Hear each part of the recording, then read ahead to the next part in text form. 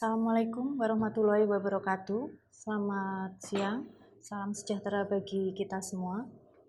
Perkenalkan, saya Nurina Vidya Ayuning Tias, dosen Prodi Arsitektur Fakultas Sains dan Teknologi Universitas Widya Mataram, Yogyakarta.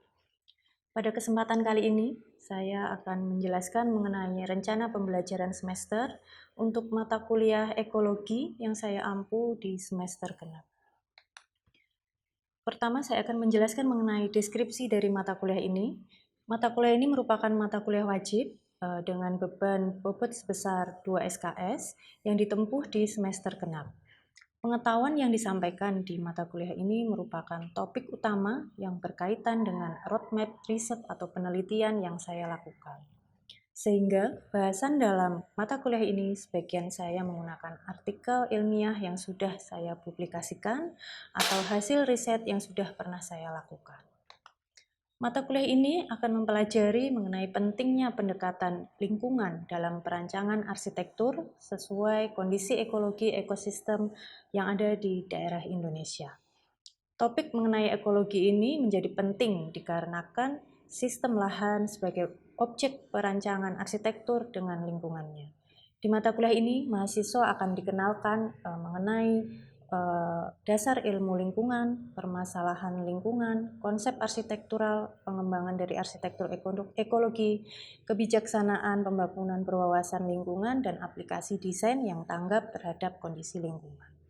Mata kuliah ekologi ini diharapkan mampu memberikan pengetahuan dan latihan tentang hubungan antara arsitektur dengan lingkungan yang ada sehingga mahasiswa mampu memformulasikan dan memanfaatkan prinsip-prinsip ekologi dalam pendekatan perancangan dan perencanaan secara arsitektural.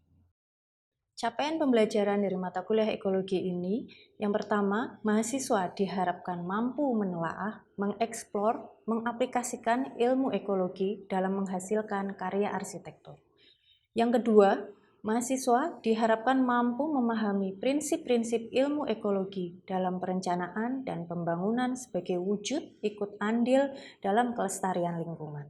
Yang ketiga, mahasiswa mampu memiliki kesadaran dan karakter kemandirian untuk mempelajari aspek-aspek yang terkait dengan terapan arsitektur ekologi dan lingkungan dalam perencanaan bangunan gedung yang benar.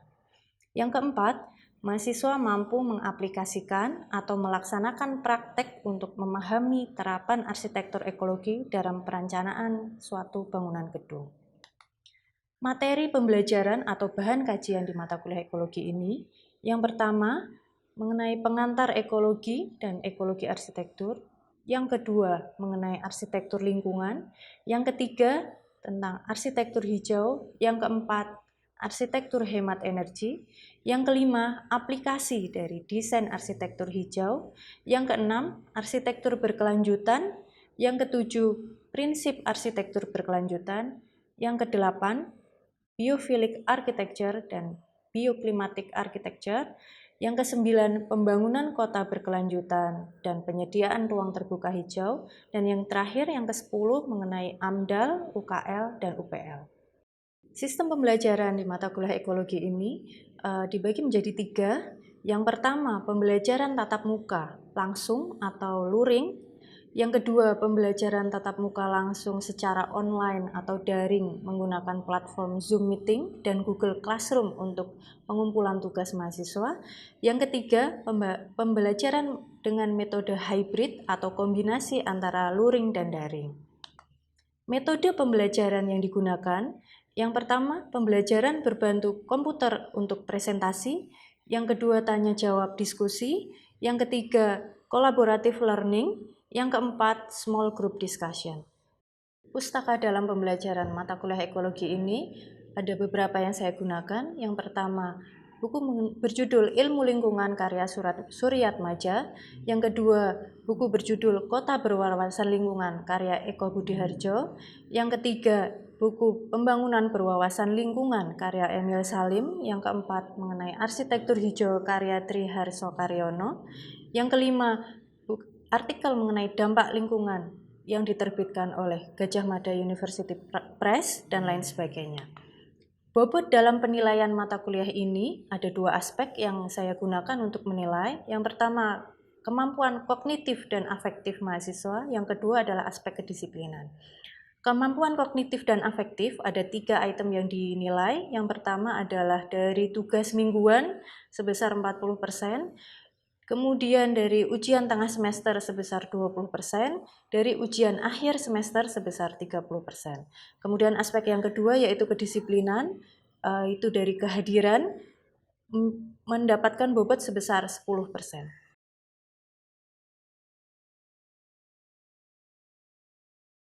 Selamat sore. Assalamualaikum warahmatullahi wabarakatuh. Waalaikumsalam. Baik, sore hari ini kita berjumpa kembali di mata kuliah ekologi. Jadi ini pertemuan keempat untuk mata kuliah ekologi. Hari ini kita akan belajar mengenai arsitektur hijau atau teman-teman mungkin sering atau familiarnya dengan istilah green architecture. Tapi sebelum dimulai, mari kita baca doa terlebih dahulu untuk membuka perkuliahan sore hari ini. Berdoa menurut agama dan keyakinan masing-masing dipersilahkan.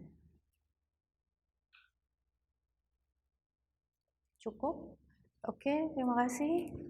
Sebelum masuk ke tema arsitektur hijau, masih ingat minggu lalu kita diskusi tentang apa materinya? Arsitektur lingkungan. Ya, ada pertanyaan tidak tentang arsitektur lingkungan sebelum kita masuk ke materi tentang arsitektur hijau? Mungkin ada yang mau ditanyakan? Tidak ada? Oke, baik. Kalau tidak ada yang mau ditanyakan, kita langsung masuk ke tema hari ini. Jadi sebelum saya memperkenalkan tentang arsitektur hijau, saya mau kembali mengingatkan teman-teman mengenai roadmap. Jadi di mata kuliah ekologi ini gambaran besar bagian ekologi itu seperti apa sih gitu ya.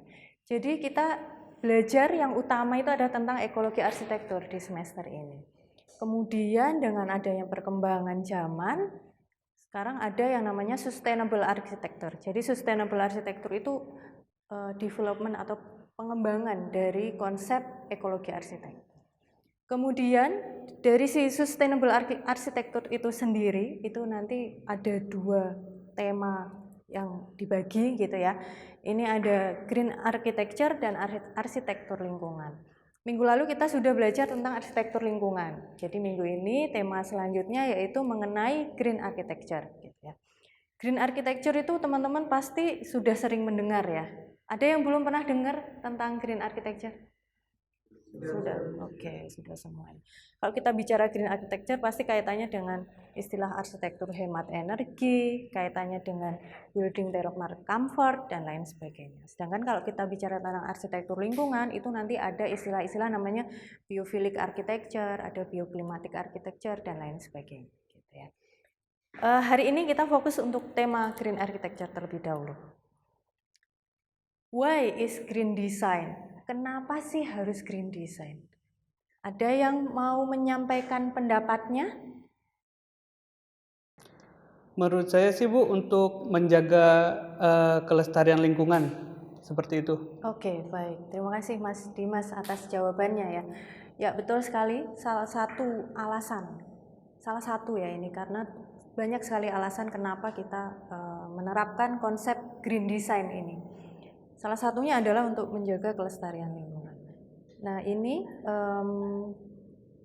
ada beberapa poin-poin alasan mengapa kita tuh perlu menerapkan konsep green architecture.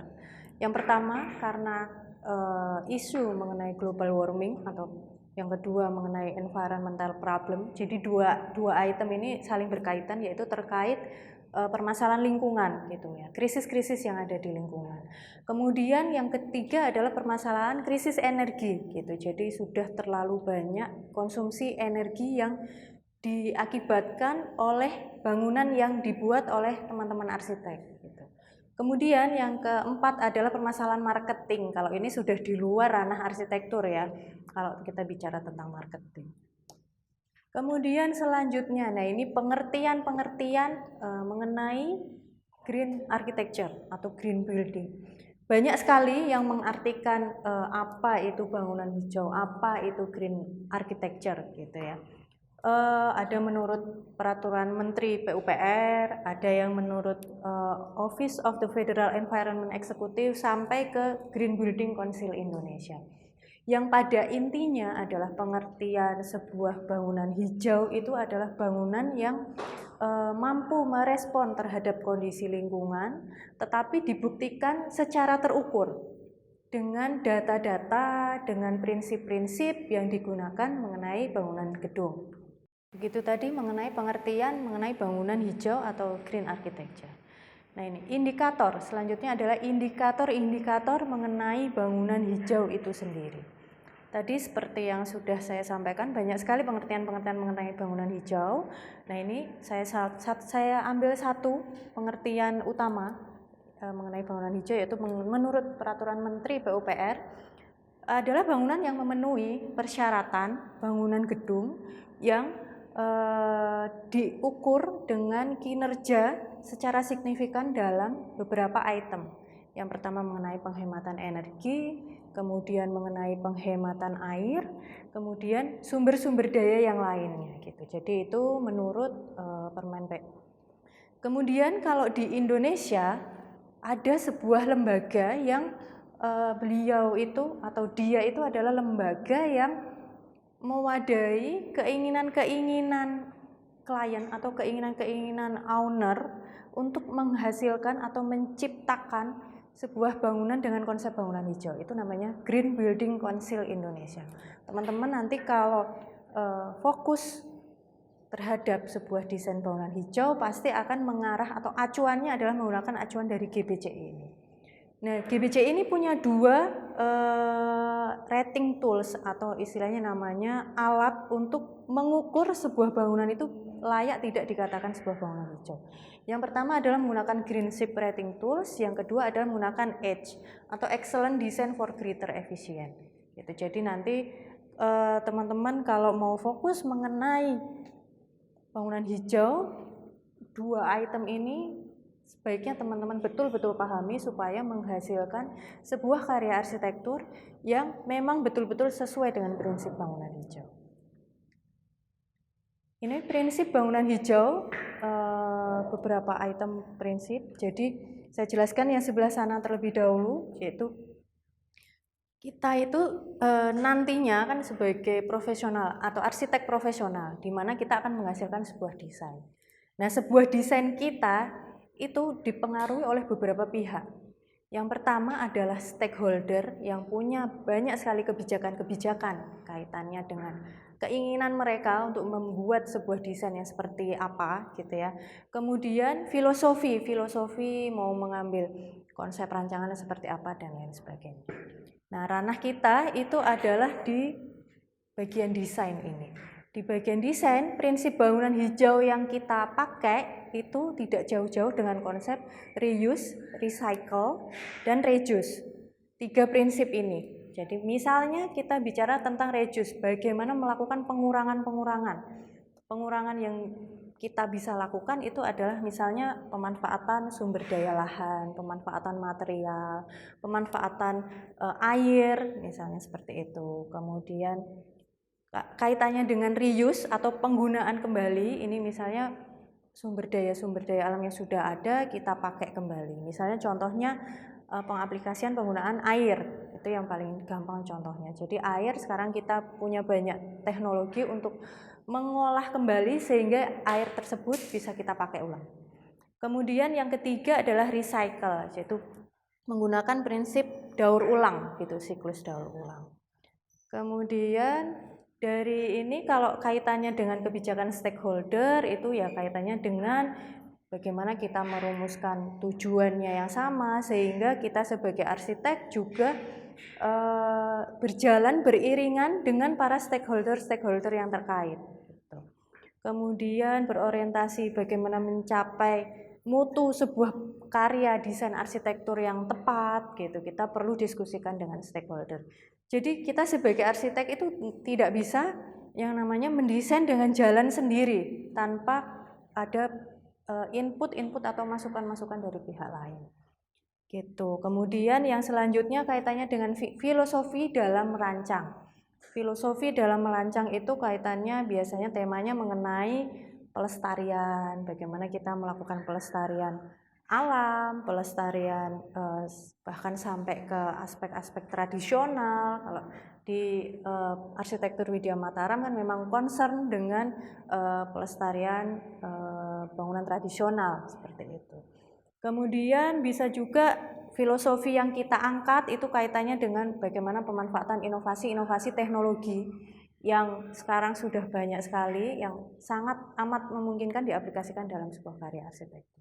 Kemudian filosofi yang ketiga itu adalah kaitannya dengan mitigasi atau pencegahan.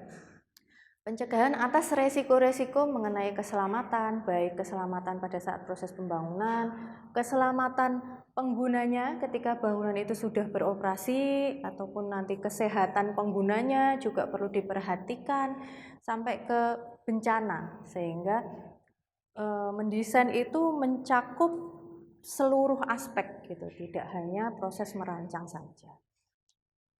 Selanjutnya tahap-tahap dalam penyelenggaraan sebuah bangunan gedung hijau, atau bagaimana sih proses-proses kita ketika kita mau punya konsep membuat sebuah bangunan hijau.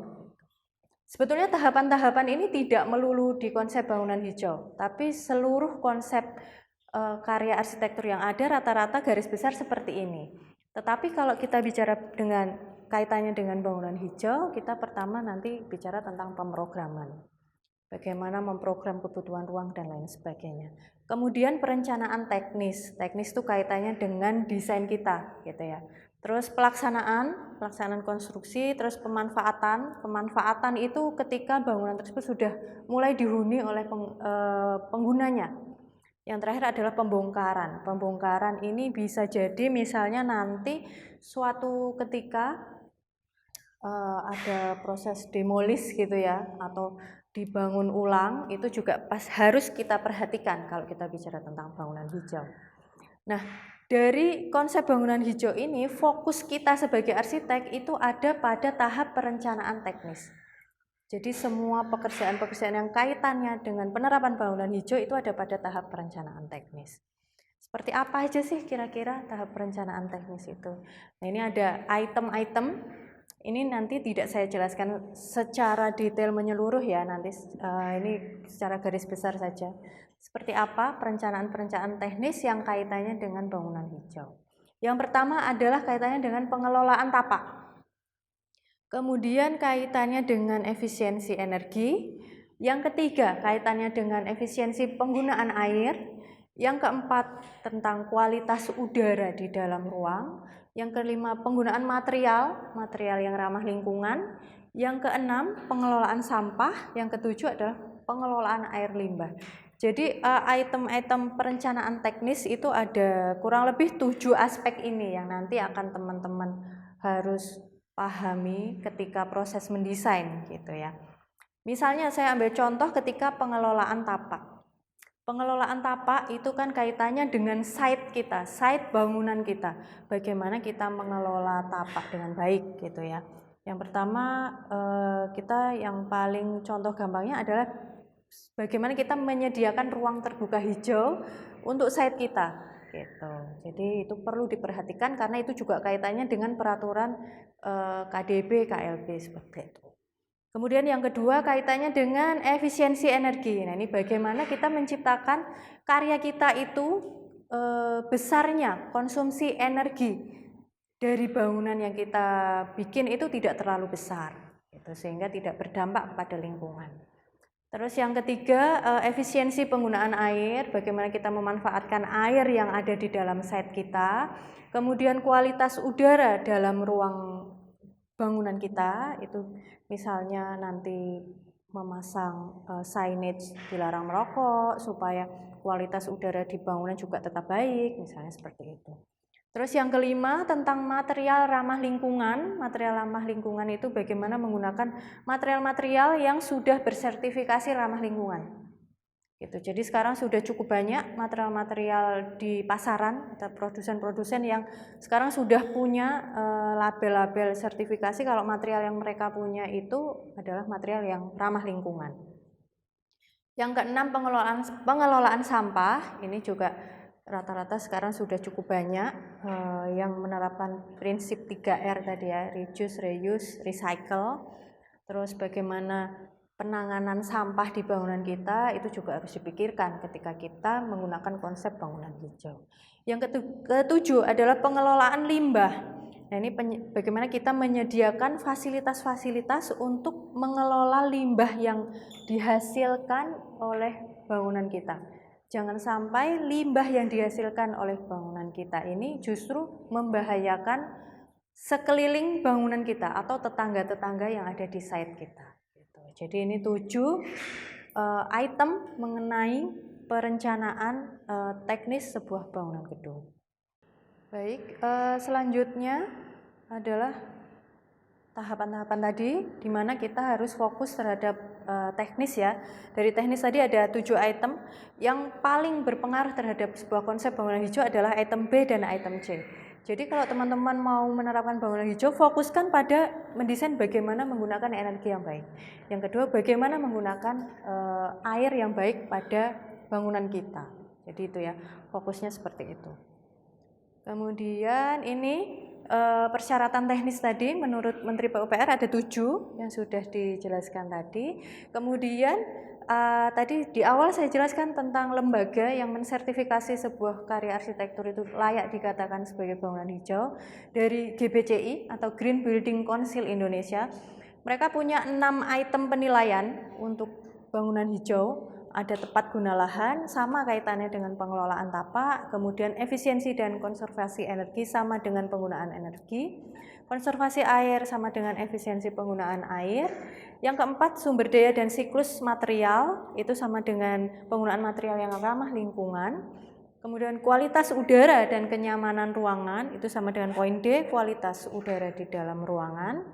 Kemudian manajemen lingkungan bangunan. Nah, ini poin 6 dan 7 itu masuk ke manajemen lingkungan bangunan menurut Green Building Council Indonesia. Jadi tadi dikatakan fokus kita adalah poin B dan poin C kalau mau mendesain dengan konsep bangunan hijau. Berikut ada beberapa contoh bangunan yang berhasil mendapatkan sertifikat dari bangunan hijau dari GBCI tadi. Ini ada bangunan Kementerian PUPR di Jakarta.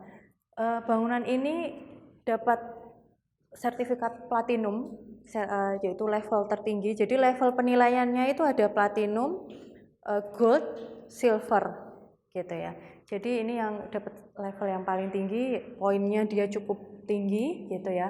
Di mana indeks konsumsi energi untuk bangunan PUPR ini sebesar 140 kWh per meter persegi per tahun. Dimana kalau baseline atau standar sebuah bangunan kantor itu biasanya di angka 240. Dia hanya 140. Sehingga hampir 50% dia berhasil menghemat konsumsi energi. Gitu ya. Kurang lebih 44%. Sampai sekarang Kementerian PUPR ini masih terus dipantau berapa konsumsi energinya per tahun, sehingga memang betul-betul dipantau selama proses operasionalnya juga. Ini Kementerian PUPR mendapat sertifikat platinum. Kemudian contoh yang kedua adalah Gedung Mina Bahari, Kementerian Kelautan dan Perikanan di Jakarta.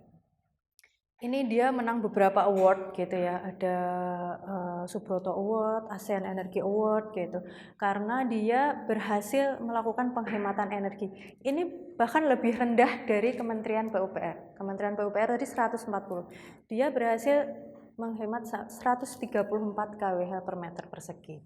Kalau dirupiahkan ya, kalau kita bicara dirupiahkan, ini hitungannya ya, dalam 1 tahun dia bisa menghemat pembayaran listrik sebesar 2 miliar sekian, penghematan air sebesar 200 juta sekian, seperti itu.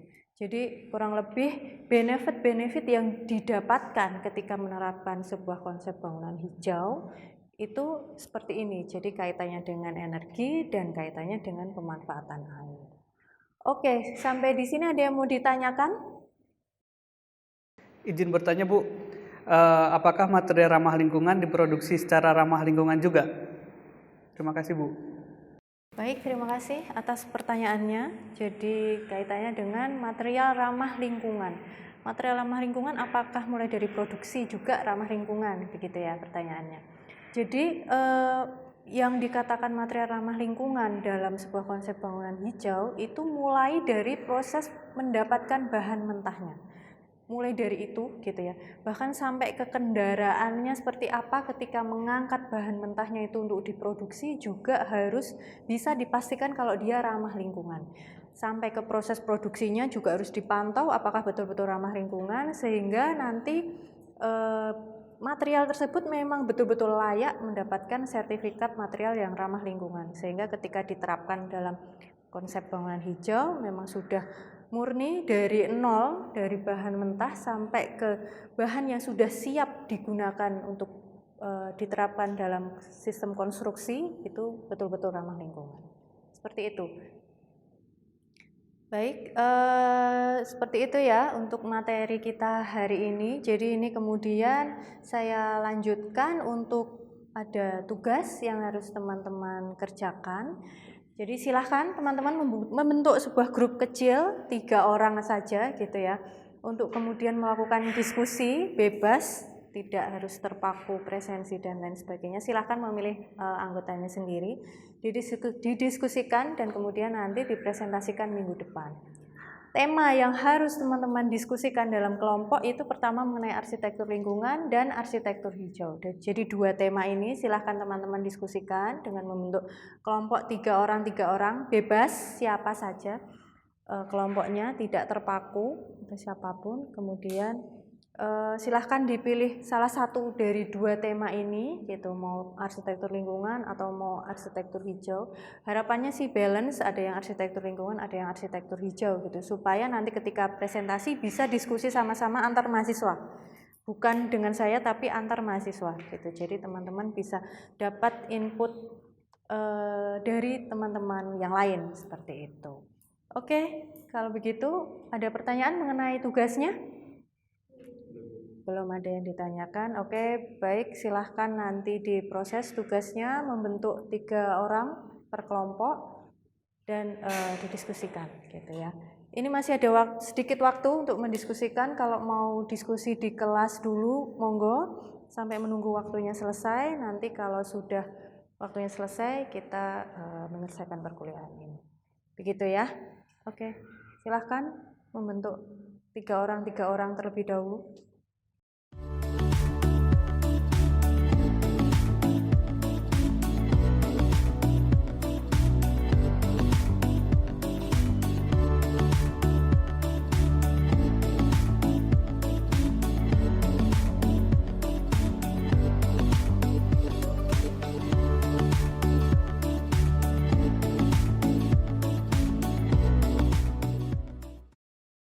Baik, saya kira waktunya sudah cukup untuk kegiatan perkuliahan hari ini. Mari kita tutup dengan membaca doa menurut agama dan keyakinan masing-masing. Berdoa dipersilahkan. Berdoa selesai, terima kasih. Assalamualaikum warahmatullahi wabarakatuh. Waalaikumsalam.